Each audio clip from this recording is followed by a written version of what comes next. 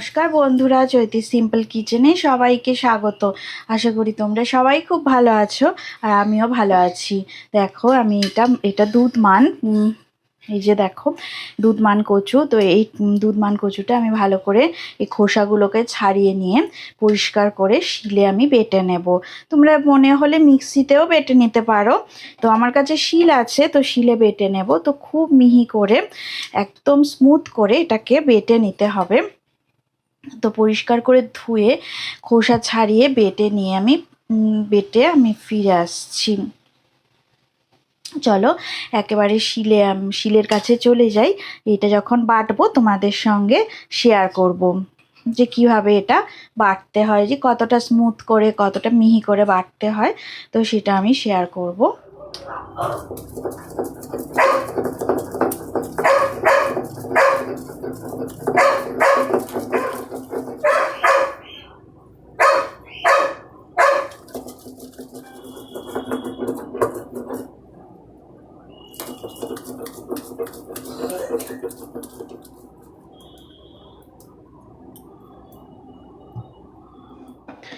এখন দেখো শিলে এই সমস্ত কিছু বেটে নেওয়া হয়ে গেছে।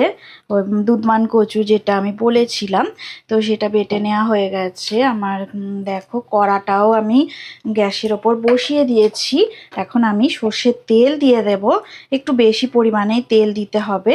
আমি 3 চামচের মতো তেল দিলাম।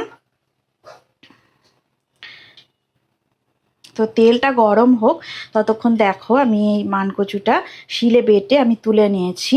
অনেকটাই স্মুথ করে একদম নরম করে বেটেছি। আর এটা একটু মানে এই যে বাটার পরে যে জলটা বেরিয়েছে সেটা একটু আমি ছেঁকে নিয়েছিলাম জলটা, নাহলে এটা গলা ফিটাতে পারে। আর একটা জিনিস তোমাদের সাথে শেয়ার করব। দেখো এই যে এইটা তেঁতুলের একটা কাঠ, তেঁতুলের একটু জল, তার সাথে আমি আর একটুখানি তেঁতুল, যে তেঁতুলের জলটা একটু পাতলা ছিল, আর একটু তেঁতুল আমি ভালো করে দেখো এভাবে মিশিয়ে নেব। কিছুক্ষণ এটা রাখবো। তারপর যখন দেব তখন এই যে ছিপড়েগুলো এগুলো তুলে নিয়ে আমি ভালো করে ছেঁকে নেব। তারপরে এই তেঁতুলের কাঠটাকে, এই যে তেঁতুলের কাঠটা দেখতে পাচ্ছ, এই কাঠটা আমি এটাতে ইউজ করব। কারণ অনেক সময় দুধমান কচুতেও গলা কিটায়, তো সেই রেসিপিটা যাতে এটা গলা না কিটায়, তো সেই জন্যেই তেঁতুলের কাঠটা আমি দেব। তো তোমাদের সাথে সবটাই শেয়ার করব। দেখো আমার এখন কড়াটা গরম হয়ে গেছে।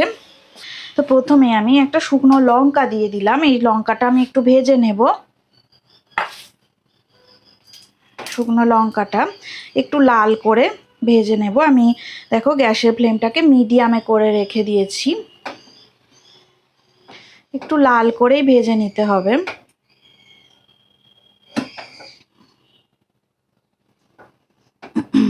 দেখো শুকনো লঙ্কাটা বেশ লাল করে ভাজা হয়ে গেছে।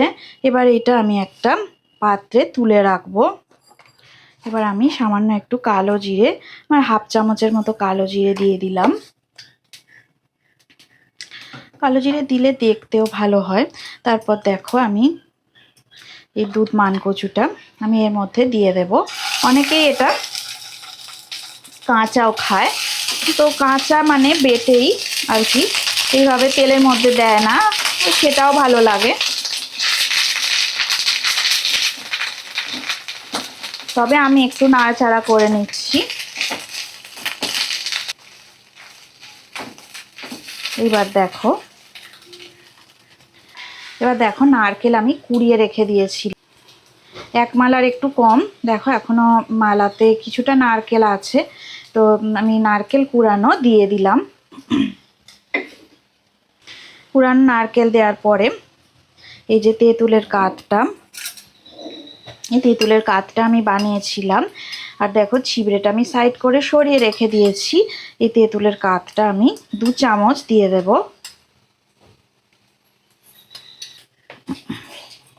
এবার আমি 1 চামচ চিনি দিয়ে দেব। চিনি দিলে একটু মিষ্টি মিষ্টি হয়, খেতেও ভালো লাগে। তো যারা মিষ্টি পছন্দ করো না তারা চিনিটাকে স্কিপ করতে পারো। আর আমি পরিমাণ মতো দেখো নুন দিয়ে দিলাম। এবার এই সমস্ত কিছু আমি ভালো করে একটু ভাজা ভাজা করে নেব। এই যে আমি মিডিয়াম ফ্লেমে রেখেই করছি, মিডিয়াম টু লো ফ্লেমে এই রান্নাটা করতে হবে। এই রেসিপিটা তোমরা বাড়িতে অবশ্যই ট্রাই করবে। এটা গরম ভাতে দুর্দান্ত স্বাদ হয়, খুব সুন্দর খেতে লাগে। আর অনেক সময় দুধমান কচুতে গলা কিটায়, কেউ কেউ বলে গলা চুলকাচ্ছে। তো এই দেখো, তোমরা এইভাবে যদি তেঁতুলের কাঠটা দিয়ে দাও, তেঁতুল জলের মধ্যে গুলে একটু ঘন করে এই কাঠটা দিয়ে দিলে তাহলে কখনোই গলা আর চুলকাবে না, গরম ভাতের সাথে সুন্দর করে খেতে পারবে। তো এই রেসিপিটা তো দারুণ খেতে লাগে। আমি ফ্লেমটাকে এবার একটু বাড়িয়ে দিলাম। অনেক সময় সব সময় তরকারি মানে এই মানকচুর তরকারি খেতে ভালোও লাগে না, তো এইভাবে অবশ্যই ট্রাই করা যেতে পারে। আমরা এই রেসিপিটা অনেকবার করে খেয়েছি, এটা দারুণ লাগে গরম ভাতে, একদম দুর্দান্ত স্বাদ হয়। তো তোমরা দুধমান কচুর এইরকম রেসিপি অবশ্যই বাড়িতে একবার অন্তত ট্রাই করবে।